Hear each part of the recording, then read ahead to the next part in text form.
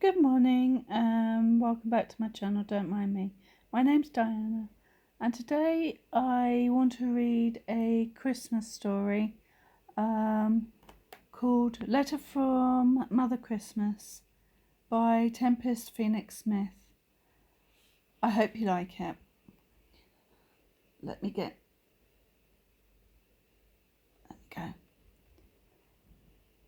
Can you keep a secret? Once more than one person possesses a secret, the chances are less for it to stay hidden. Father Christmas himself always says that the best place to keep a secret is between your two ears. The more people that know, the greater the risk that the secret will become common knowledge. However, for a keeper of so many secrets, such as myself, they often are tickling my tongue, wanting to be spoken, or making my fingers itch to take up a quill pen and write them down. And really, after all these years, would anyone mind if I divulge just this one secret? Hopefully doing so will take off the pressure of all those other secrets wanting to escape into the wild. Besides, I trust you. I'm sure that you would never share a secret told to you in confidence. And it is my secret, not belonging to anyone else. Though others played their part, as you will find out. So, as the polar winds swirl outside, redistributing some of the snow already fallen, and the fire crackles in the hearth, I take up my quill pen and scribe this missive. My darling dear one. Some of it you will know, but bear with me. I need to set the scene. Many people might assume that all the toy making throughout the year goes like clockwork. But the elves are not machines, but individual beings. They have good days and bad days, just like you and me. And so does the person in charge of the whole effortful process. Though he is known for being jolly and eternally optimistic, once in a while even Father Christmas succumbs to the temptation to complain or indulge in a bitter remark. And though I try to rule my own tongue, we do have the odd argument, and this one was odder than most. We sat near the hearth of an evening after supper, which we tend to do. I was just glad to sit down after another busy day. Papa, wearing his spectacles, was inspecting closely one of the several reindeer harnesses that he had brought in from the stables, methodically getting ready for the big night, which was less than a fortnight away. The tang of the leather mingled with the aromas of cinnamon and apple from the pudding we had enjoyed. Cats and dogs occupied whatever niche they preferred in the large room, the hearthrug being the favourite for some. Proximity to myself or Papa attracted our own cluster of animals. He sometimes joked that since all the children were grown and gone elsewhere, we had created an animal family instead. The blue and gold macaw, which Papa rescued a long time ago, sat on a perch staring into the hearth flames, perhaps dreaming of the rainforest and the warmth of the sun. I glanced at my little red hamper decorated with white pom-poms meant to resemble snowballs. Though I felt that I should be working on one of my knitting projects, I too lost myself in gazing toward the hearth fire. In the flames I revisited my girlhood, the laughter and snowball fights with other children, the creation of a snowman who, of course, in my memory became magically alive. "Not knitting tonight, Mamma?" Papa asked. Though I heard similar prompts all during my married life, this one struck me as not as a gentle reminder, but as a criticism. "No," I said, "I'm having a rest." The powerful gaze of Father Christmas, who can tell who has been naughty and who has been nice from hundreds, if not thousands of miles away, focused on me over the top edge of his spectacles. "That's a bit selfish," he remarked, "when you could easily make another pair of snowflake gloves, or a cosy holly hat to warm some child in the winter chill." "I have cooked and cleaned," I countered, lifting my chin. "I have baked and I have made bread. I have never stopped to sit down all day long, except to eat. I think I deserve a rest. Papa said, looking back down at the reindeer harness in his hands. I was only thinking, of the little child with cold hands, or how the winter wind blowing over his sister's bare head is making her shiver.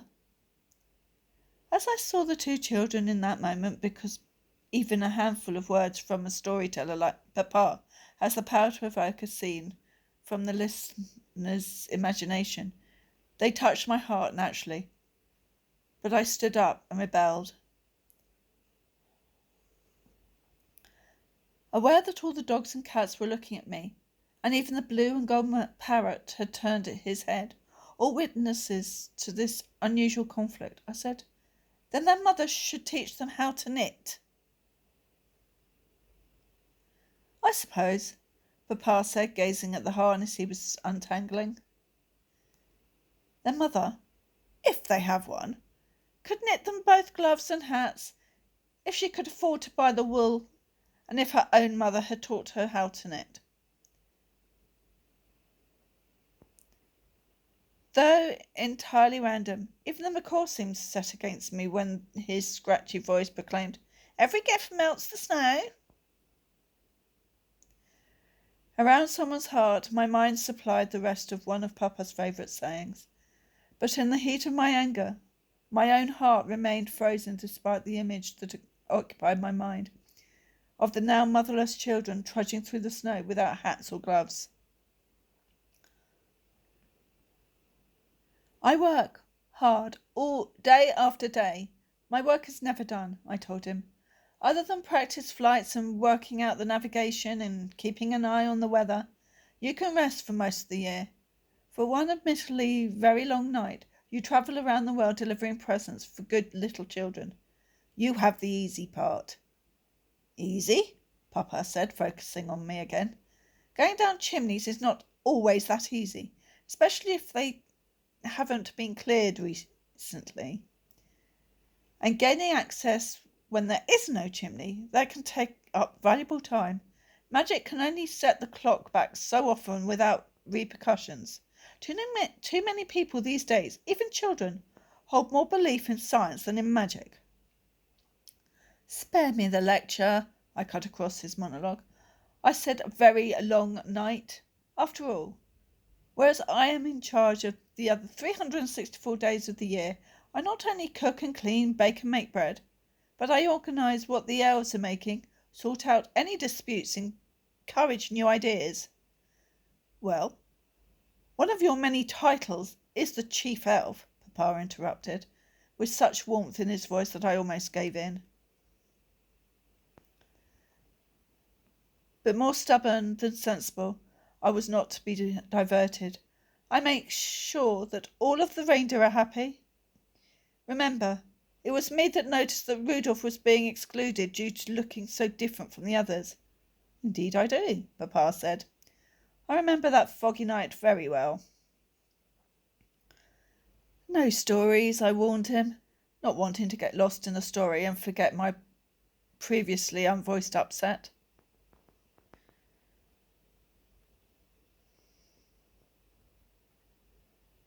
The storyteller of the North Pole removed his spectacles and stared at me. I cook and I clean, I bake and I make bread. I knit and crochet. I look after the elves and the reindeer. I literally keep the home fires burning all year round, because spring and summer never make an appearance up here at the North Pole. You are the one who has all the advantages and adventures, even though they are mostly crammed into one perpetual night. A tinkling laughter filled the room, making all of the cats and dogs look around while the parrot squawked, "What's happening?" In a twinkle of red, green and gold light, a Christmas fairy appeared, floating in mid-air. Not a Christmas fairy, I thought to myself, but the Christmas fairy. Much larger than ordinary festive fairies, obviously queen of them all, though she didn't bother with a title or require any airs and graces.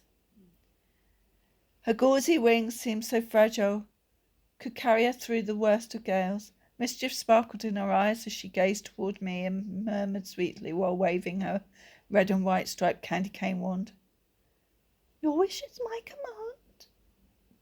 "Your wish is granted." "But I didn't make a wish," I objected, already feeling the tingle of magical influence. The Christmas fairy laughed softly, vanished with a swirl of solstice bells. Eyes wide, I looked at Father Christmas, who was staring as if he could see the magic being woven around me. I didn't notice anything except that tingling, which made me feel restless. Though I was speechless, the blue and gold macaw squawked again. "What's happening?" Papa chuckled. "What is it?" I asked him. He studied me from head to toe, then gave me a rueful smile. "I have no idea, my dear. We will doubtless find out soon."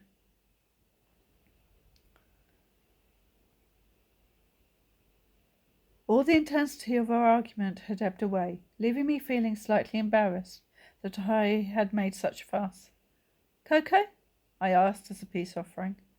"Did you manage to get some more of those heart-shaped marshmallows?" Papa asked. "Yes," I admitted, though I'd been saving them for a surprise.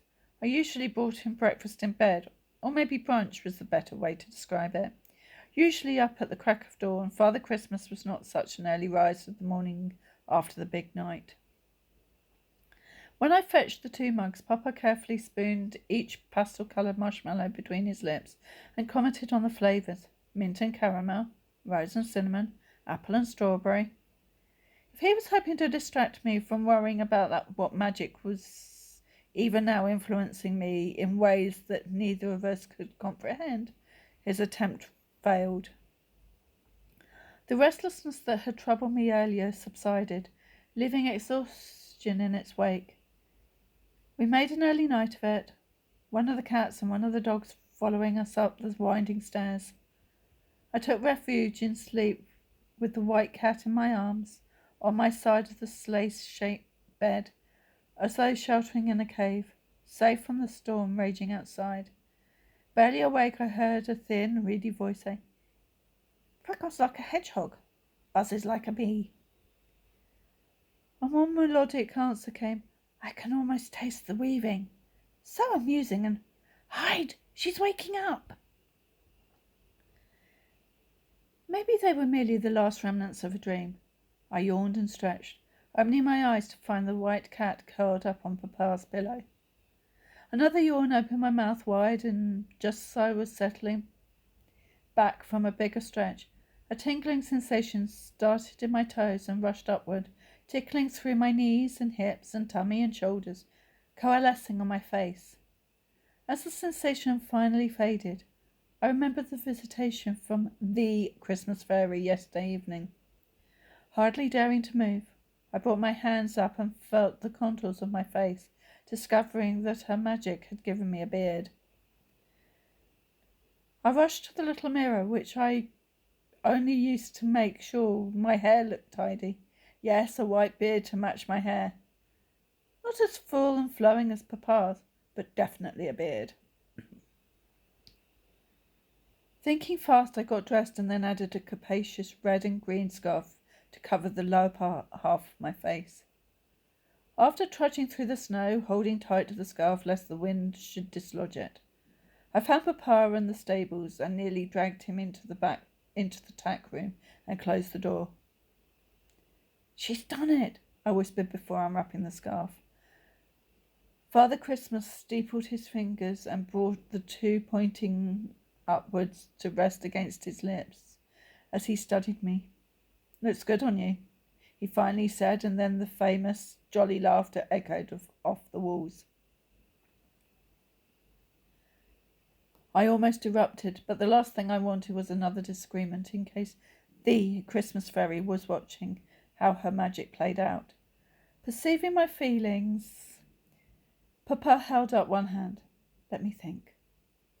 And so it was that the tallest of the elves was bundled off wearing my clothing to visit my sister and her children in Lapland. They took the more ordinary sleigh pulled by a team of 7 wolf dogs. Great-hearted, these sled dogs were descended of wolves and huskies. I'd often travelled by this means to visit my sons and daughters, who all lived close to the Arctic Circle.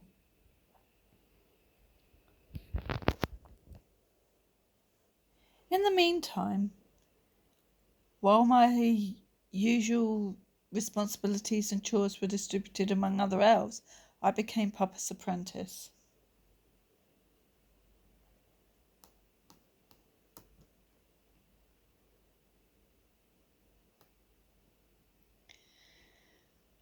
Wearing clothes that belonged to one of our grown sons, now living in Sweden, I learned to referee the reindeer games. I practiced the great ho ho ho chant, including all the names of the reindeer in the correct order, which was used to gather up and harness the magic necessary for the big night. I attempted but failed to memorize very much of the naughty and nice list. Most glorious of all, I sat next to Father Christmas when the sleigh departed at twilight on the big night. I witnessed and sometimes participated in his visits all over the world. Papa managed to provide me insight into the dreams of the sleeping children, which varied considerably. Many of them, I noticed, were more to do with wanting their mother or father or brother or sister to be happy than desiring this or that toy for themselves. As dawn unfolded to conquer the star-speckled night sky, the harnessed reindeer descended gracefully for a perfect landing at the North Pole, the empty sleigh much easier to manoeuvre than the packed one had been.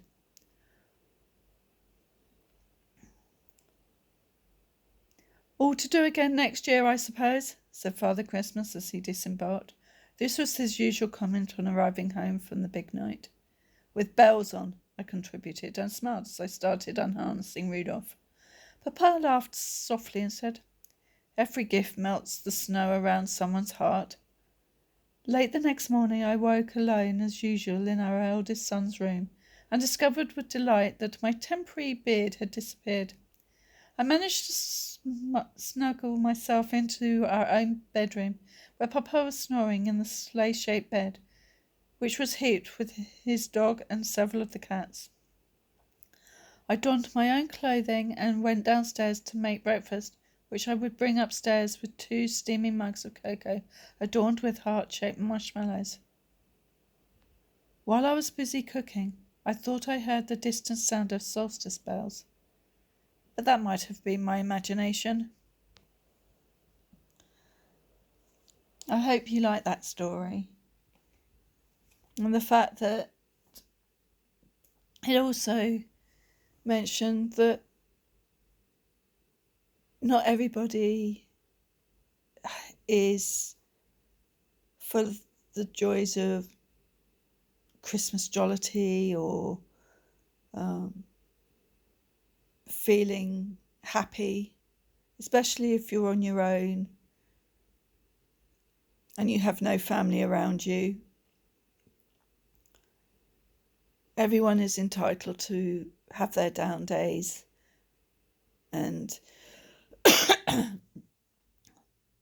not to be as bright and cheerful as they usually are. So to me, I believe the moral of this story is keep an eye on those around you, check on neighbours, make sure they're okay, make sure they've got a hot meal or drinks nearby, just in case they have no family or the family have been but can't stay for Christmas. Just please phone your loved ones, embrace your loved ones. Life is short, and